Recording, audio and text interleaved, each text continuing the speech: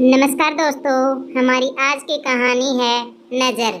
बहू, ये तेरी माँ ने क्या भिजवाया है तेरे साथ? लड्डुओं का डिब्बा तो एक भी नहीं है इनमें से।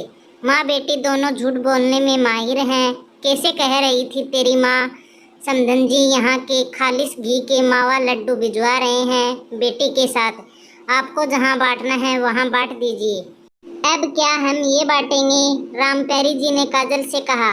काजल जल्दी से दौड़कर आई। उधर से उसका छोटा भाई भी साथ में था। दोनों एक दूसरे का मुंह ताकने लगे। ये कैसे हुआ मयूर? पापा ने तो लड्डुओं का भारी डिब्बा ही सीट के नीचे रखा था, फिर ये चिप्स पापड़ कहाँ से आ गए? कहीं माँ ने ये भी तो नहीं बांध दिए थे और हम लड्डुओं का डिब्बा घर पर ही भूल आए। जल्दी से फोन करके पता करो। काजल घबराते हुए बोली। जानती थी सासू माँ सुनाने का एक भी मौका जाने नहीं देगी। माँ, तुमने लड्डुओं का डिब्बा दिया था ना, वो तो यहाँ आया ही नहीं। कहीं वहीं तो नहीं रह गया? जरा देखो तो। मयूर ने माँ अनीता जी से पूछा। आनंद जी फोन पर आवाज सुनकर बोले, अरे बेटा, तुम्हारी सीट के नीचे ही तो वो डिब्बा रखा था। अगर आपके पास नहीं है तो लगता है आप बस में ही छोड़ आए। ये सब बातें रामप्यारी जी और काजल को सुनने के लिए मयूर ने स्पीकर ऑन कर दिया था। तो भला लड्डू आए नहीं और सब झूठ पर झूठ बोले जा रहे हैं। रामप्यारी जी हाथ नचाते हुए बोली, अब बहू पहली बार मायके से ससुराल आई है और मैं ये चिप्स बांटूं? हे भगवान, किस घर में बेटा ब्याह दिया जिसे जरा भी शऊर नहीं। लड्डुओं की जगह ये पापड़ चिप्स भेज दिए। रामप्यारी जी हंगामा करने लगी। काजल को कुछ न सूझा तो भाई को बाजार से 5 किलो लड्डू लाने के लिए बोल दिया और अपने कमरे में जाकर सफर के कपड़े बदलकर घर की सूती साड़ी डाल रसोई में चली गई। पर दिमाग अभी भी उसी बात पर अटका पड़ा था, आखिर वो डिब्बा गया कहाँ? माँ ने मिठाई वाले से कहकर स्पेशल लड्डू बनवाए थे, बेटी को ससुराल भेजना है बोलकर। मिठाई वाले चाचा ने भी 5 किलो लड्डू तैयार कर एक बड़े डिब्बे में सबको डालकर पैक कर दिया था। सामान बहुत ज्यादा था तो कुछ सामान बस की डिग्गी में रखवाया गया और लड्डू का डिब्बा काजल और मयूर की सीट के नीचे नहीं, उसके आगे वाली सीट के नीचे रखवाया था ताकि वो देखते रहें। तभी काजल को याद आया, एक मियाँ बीवी आकर बैठे थे उसी सीट पर। उनके पास भी एक ऐसा ही डिब्बा था और उन्होंने उसे लड्डुओं के डिब्बे के बराबर में रख दिया था। वह लोग तो स्टॉप पहले ही उतर गए थे। काजल और मयूर ने बराबर से देखा था, डिब्बा तो सीट के नीचे ही रखा था।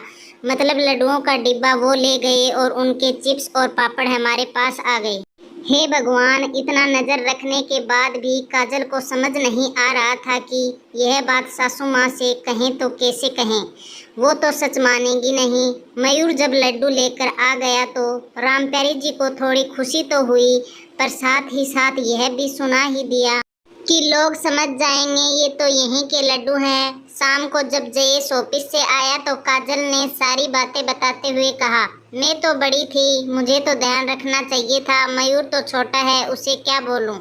पर ये गड़बड़ एक जैसे डिब्बे की वजह से हो गई। आप माँ को समझा दो। मेरे माता पिता ने उनके लिए अच्छे वाले लड्डू ही बनवा कर भेजे थे। जयेश पहले सुनकर खूब हंसा। जिसके घर लड्डू गए होंगे वो तो बहुत खुश होंगे। अरे वाह, खालिश घी के मावा लड्डू, वो भी पापड़ चिप्स के बदले। तुम भी पता था सुनाओगे ही, काजल नाराज होते हुए बोली। तो जयेश ने तसल्ली देते हुए कहा, माँ को समझा दूंगा। दूसरे दिन उसी बस वाले का फोन आया, काजल बिटिया, तेरे पापा ने तेरे लिए लड्डू भिजवाए हैं, किसी को भेजकर मंगवा ले।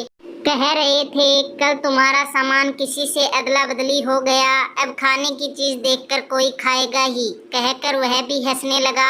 मयूर को भी बस पकड़ने जाना ही था, इसलिए जयेश घर पर ही था। काजल ने जयेश से कह दिया, पापा ने लड्डू भिजवाए हैं, मयूर उसी बस में वापस जाएगा, आप उसे छोड़ते हुए डिब्बा ले आना। रामप्यारी जी ने देखते ही कहा, ये लग रहे हैं लड्डू, जब तुम्हारे पापा भिजवा ही रहे थे तो यहाँ से लाने की क्या जरूरत थी? अच्छा हुआ जो कल नहीं भिजवाए। चलो ये आ ही गए हैं तो अब दोनों मिलाकर दे दूंगी, मोहल्ले वाले भी खुश हो जाएंगे। काजल ने मन ही मन सोचा, इन लड्डुओं के चक्कर में मेरे पापा की जेब ढीली करवा दी, पर अब जब भी सफ़र करूंगी अपने सामान की अच्छे से निगरानी करूंगी और उन पर ऐसी निशानी लगा दूंगी कि दूसरा भी उठाए तो समझ जाए कि यह सामान मेरा नहीं किसी और का है।